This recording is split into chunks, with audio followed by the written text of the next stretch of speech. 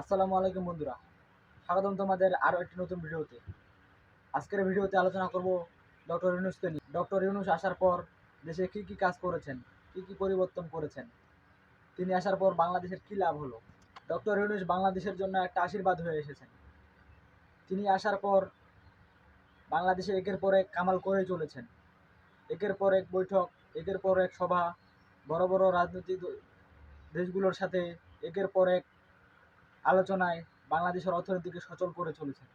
চীনের সাথে বৈঠক, মার্কিন যুক্তরাষ্ট্রের সাথে বৈঠক, এমনকি নরেন্দ্র মোদীর সাথেও বৈঠক করেছে। মিয়ানমার থেকে দীর্ঘদিনে বাংলাদেশে আসা রোহিঙ্গাদেরকে শেখ হাসিনা সরকার এতদিনও ফিরাতে পারেনি।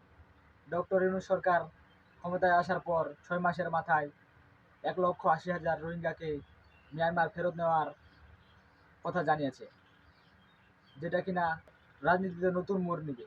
গত বছরের তুলনায় বাংলাদেশে রেমিটেন্স বেড়েছে প্রায় 80%। এটি বাংলাদেশের অর্থনীতিকে একটি নতুন মাত্রা যোগদান করবে। 24 সালের ঈদের মতো এবারে যাতায়াত ব্যবস্থায় তেমন কোনো ভোগান্তি ছিল না মানুষের, যেটা সবারই নজর কেড়েছে। চীনা সরকার 2028 সাল পর্যন্ত বাংলাদেশকে শুল্ক ও কোটামুক্ত সুবিধা দিয়ে যাবে। গৌতম আদানি পুরো দেশে আবার বিদ্যুৎ সরবরাহ চালু করেছেন, যে কারণে লোডশেডিংয়ের মাত্রা একেবারেই কম।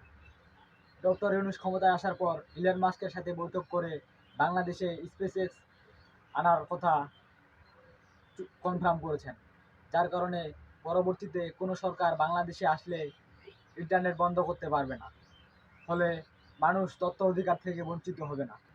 চীনে ডক্টর ইউনূসের সফরের ফলে চীনের 30টি কোম্পানি বাংলাদেশে বিনিয়োগের কথা জানিয়েছেন, যা বাংলাদেশের অর্থনীতিকে আরও সচল করবে। চীনা সরকার বা কাপড় আমদানির কথা জানিয়েছেন, যা বাংলাদেশের পোশাক শিল্পে নতুন মাত্রা যোগ করবে। বাংলাদেশে বসবাসরত রোহিঙ্গাদের খরচ বাংলাদেশকে বহন করতে হতো, তার খরচ এখন বাংলাদেশকে বহন করতে হয় না, জাতিসংঘ থেকে তার খরচ দেওয়া হয়।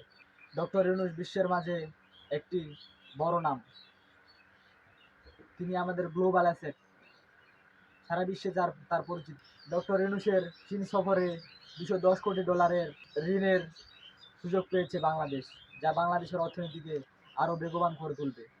তো আপনার কি মনে হয়, ডক্টর ইউনূস কি যোগ্য? ডক্টর ইউনূস থাকা কি কতটা যৌক্তিক? আপনি কি ডক্টর ইউনূসকে চান? কমেন্ট বক্সে জানাবেন।